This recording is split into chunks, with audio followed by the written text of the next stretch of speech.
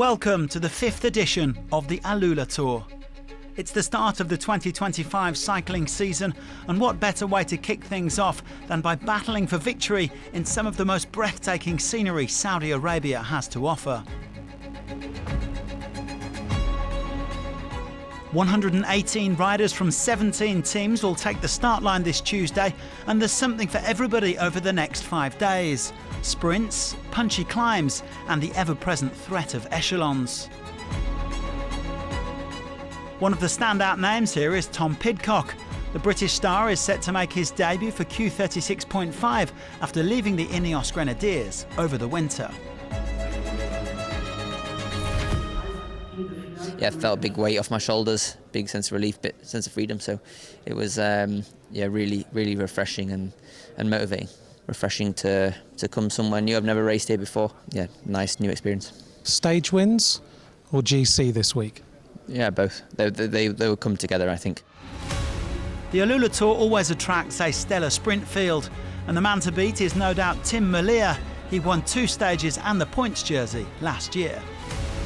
If I can win a stage here, I will be really happy. Of course, you won 2 or 3, but it's already difficult to win one race, so we will see if I can go home with the first victory of the season. Probably Merlier's biggest rival this week will be Dylan Groenewegen, who was diminished by illness last year. And this is an important race for his team, Jayco Alula, in the home of their title sponsor. Yeah, I feel a lot better than last year. Also last year, I did my start, and then we get second on this stage. But I felt also a little bit sick, and after it was only worse and worse. So I'm happy that I'm here again, and looking forward to make it a good week. Another man to watch is Arvid de Klein of Tudor Pro Cycling. The Swiss team have big ambitions this year, and they've already tasted victory over in Spain with Mark Hirschi. Yeah, it's more motivation, I would say. If I see Mark winning, it's nice to see, and it's good for the team, and I would like to do the same today. Well, the man who stunned the field to win this stage last year, Casper Van Uden, will be helping Fabio Jakobsen this time around as part of the Picnic Posternel sprint train. I think it's good memories, so it's nice to be back here, and we'll see if Fabio can do it today. We kick off the Alula Tour 2025 with a flat stage of 142.7 kilometres, starting and finishing at the Al Manshaya train station.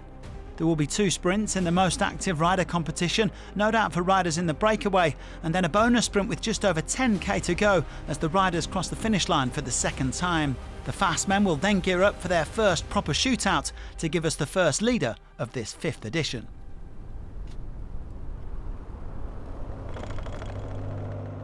The temperature hovering at just under 20 degrees today. Nice sunny weather to get this race underway with no real wind to speak of. 6 riders got into the day's breakaway, and unsurprisingly several of them were representing the 3rd Division Continental teams we've got used to seeing at this race. Masaki Yamamoto from JCL Team Ukyo of Japan, Mohamed Rosli of the Terengganu cycling team, they're from Malaysia, and Kongfob Tai Machai from the Thai outfit Rujai Insurance. Well, they were joined by 2 riders from the Saudi national team, Abdulaziz Al Abdul Munim and Wavel Al Khulaif. And also a familiar name, Alexander Vinokurov, son of the former Olympic champion. He's taking part in this race alongside his twin brother Nicholas on his father's team, XDS Astana. The peloton keeping them on a tight leash with the gap under 2 minutes.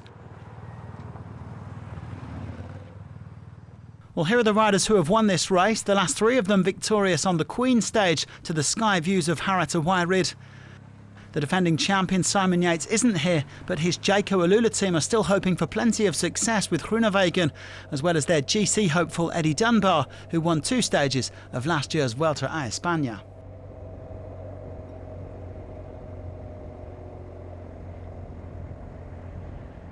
Over 60% of this peloton have never ridden the Alula Tour before, and 4 of them are part of the Saudi national team, here to learn from some of the best in the business. It'll be fascinating to see how another debutant, Pidcock, goes in his bid for stage and overall success.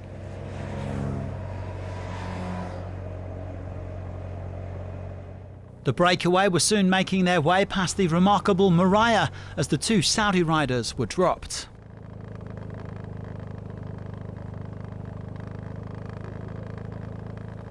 Four men now at the front then, but the peloton were fast closing, with Jaco Alula, Soudal Quickstep and Tudor sharing the pacing duties for Groenewegen, Merlier and Decline.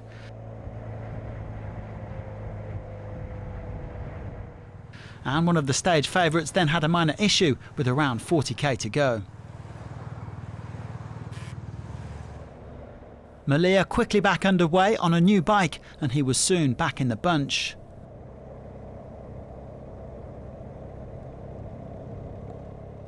Well, the pace really starting to increase as they entered the finishing circuit in Alula. Yamamoto leading the way over the finish line for the first time, giving the sprinters and their trains a first look at what awaited them in the final.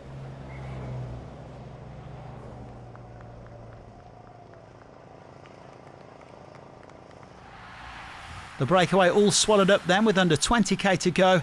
And on the run-in, it was all about fighting for position and protecting the fast men.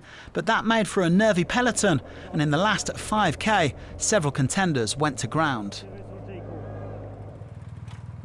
Oh, big crash at the back. A number of riders have hit the deck. And down is Arvid Decline. Their sprinter has gone. Decline denied the opportunity to sprint then, as was Alexander Kristoff, while the UAE XRG leader Rafał Majka also came down hard. Hopefully no major damage done. Well, the rest of the field preparing for the bunch sprint, with Merlier, Groenewegen and Juan Sebastian Molano all in the mix.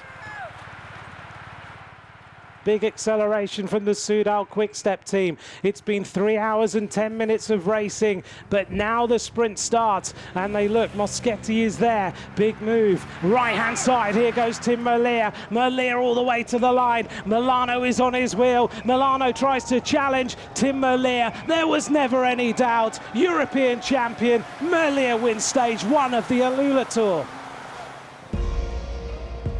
Tim Merlier picking up where he left off with another dominant sprint victory. The Belgian success here in Saudi last year set the tone for a fantastic 2024 with a total of 16 wins. Only Tadej Pogačar took more. Merlier will have opportunities to add to his tally during the week. It's always nice to start the season with the win, and today we have that win with the team, so also the first for the team, so it will motivate everybody. Merlier winning ahead of Milano with Decline's lead-out man Michael Zielard in third. Matteo Moschetti and Groenewegen round out the top 5. Fabio Jakobsen down in 11th. Merlier shrugs on the green leader's jersey with a 4-second gap over Milano, but things are bound to change tomorrow on the road to Bir Jaya Mountain Werka.